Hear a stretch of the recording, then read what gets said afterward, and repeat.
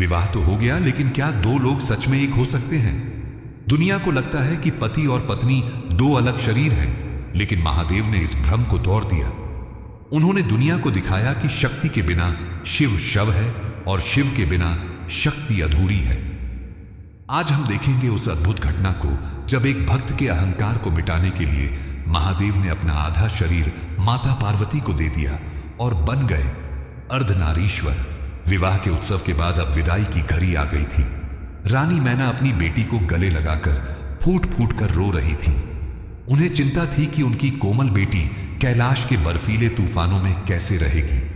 जैसे एक माली अपने लगाए हुए पौधे को दूसरे के बगीचे में जाते देख दुखी होता है, वैसे ही राजा हिमालय का दिल भारी था।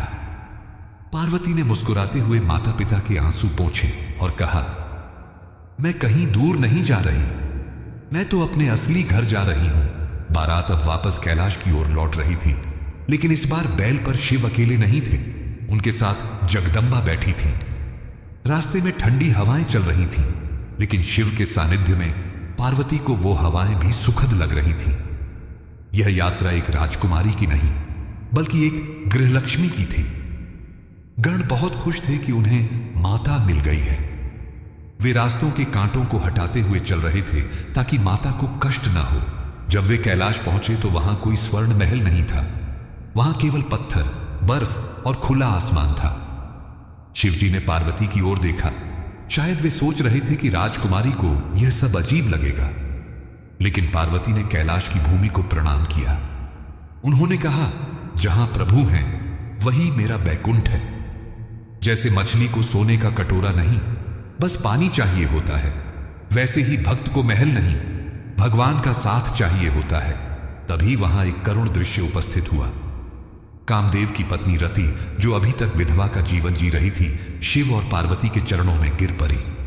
उसने रोते हुए कहा, प्रभु, अब तो आपका विवाह हो गया। मेरा पति आपके ही मिलन के लिए शहीद हुआ था। क्या मुझे मेरा सुहाग वापस नहीं मिलेगा? पार्वती का हृदय पसीज गया। उन्होंने शिवजी की ओर देखा। एक सुहागन ही दूसरे के सुहाग का दर्द समझ सकती है। महादेव अब क्रोध में नहीं, करुणा में थे।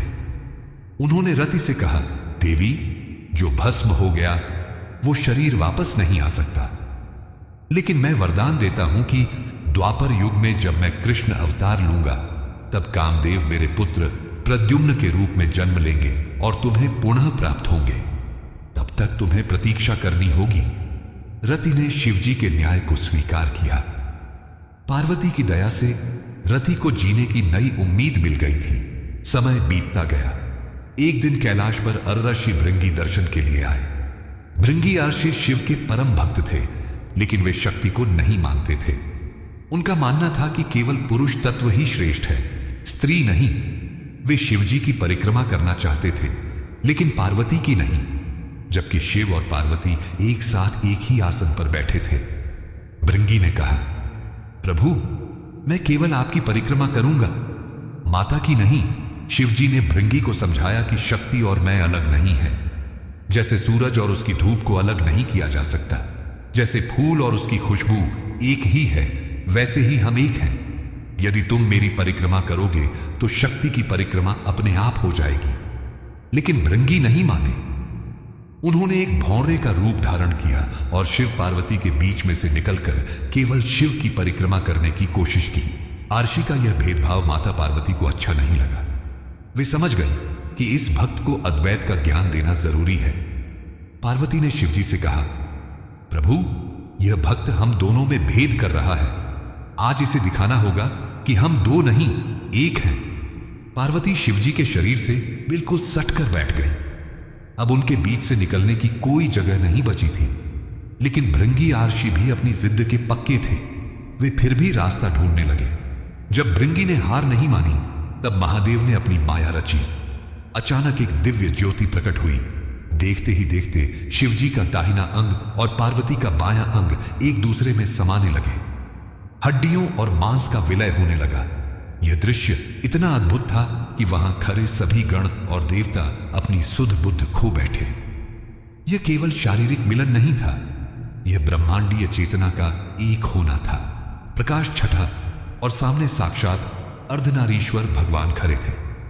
शरीर का आधा भाग कर्पूर गौर शिव का था, जटाएं और बाघंबर के साथ, और आधा भाग स्वर्ण आभा वाली पार्वती का था, मांग में सिंदूर और शरीर पर आभूषण। एक ही शरीर में पुरुष और प्रकृति। शिव ने सिद्ध कर दिया कि स्त्री पुरुष से कम नहीं बल्कि उसका पूरक है। भृंगी आर्षि यह देखकर स्तब्ध रह गए। उन्हें अपनी भूल का एहसास हुआ। इतना अद्भुत रूप देखने के बाद भी भृंगी आर्षि की बुद्धि नहीं खुली। उन्होंने सोचा कि मैं इस शरीर के बीच में छेद करके केवल शिव के हिस्से की परिक्रमा कर लूंगा। जैसे ही उन्होंने भौंरे के रूप में अर्धनारीश्वर के शरीर को भेदने की कोशिश की, माता पार्वती को उनकी मूर्खता पर दया की जगह क्रोध आ गया।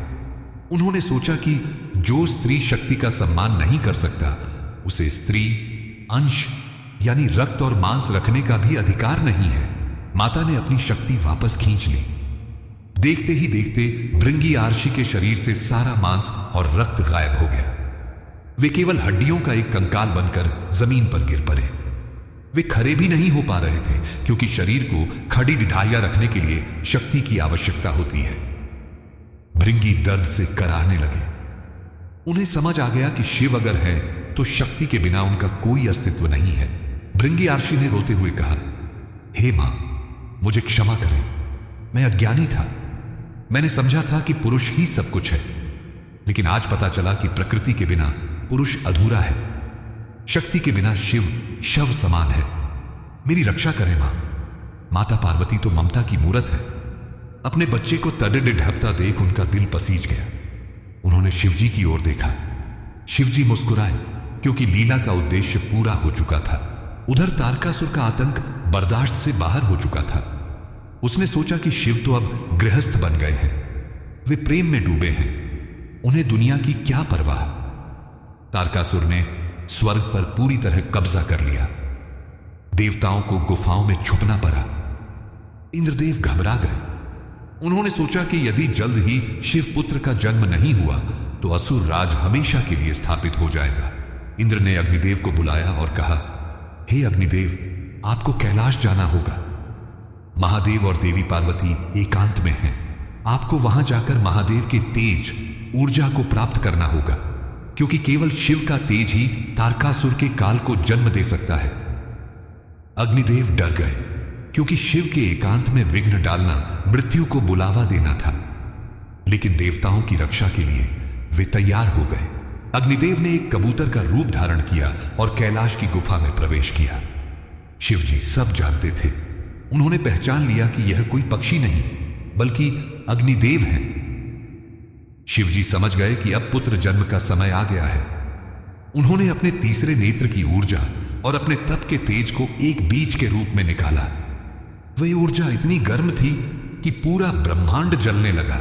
शिवजी ने अग्निदेव से कहा, देवताओं के कार्य के लिए इस तेज को धारण करो। जैसे ही अग्निदेव ने उस ऊर्जा को ग्रहण किया, उनका शरीर जलने लगा। अग्नि जो दुनिया को जलाती है, आज शिव के तेज से खुद जल रही थी। वे उस गर्मी को सहन नहीं कर पा रहे थे। अग्निदेव वहां से भागे ताकि उसे किसी सुरक्षित स्थान पर रख सके। भागते भागते अग्निदेव गंगा नदी के तट पर पहुंचे। उन्होंने मां गंगा से प्रार्थना की कि वे इस तेज को अपने शीतल जल में धारण करें। गंगा मां ने सहमति दी। अग्निदेव ने शिव के उस दिव्य बीज को गंगा में प्रवाहित कर दिया। पानी में जाते ही वह तेज एक अद्भुत सुनहरे प्रकाश पुंज में बदल गया। इसी प्रकाश से जन्म होने वाला था उस महायोद्धा का जो देवताओं का सेनापति बनेगा। शिव का तेज अब गंगा की लहरों में है। यह ऊर्जा इतनी शक्तिशाली है कि इससे एक नहीं 6 बालकों का जन्म होगा। लेकिन यह बालक कौन है? यह कैसे बड्डा होगा? और क्यों इसे 6 माताओं ने पाला? एक बालक जिसके 6 सिर हैं और जो जन्म लेते ही तारकासुर के लिए काल बन गया।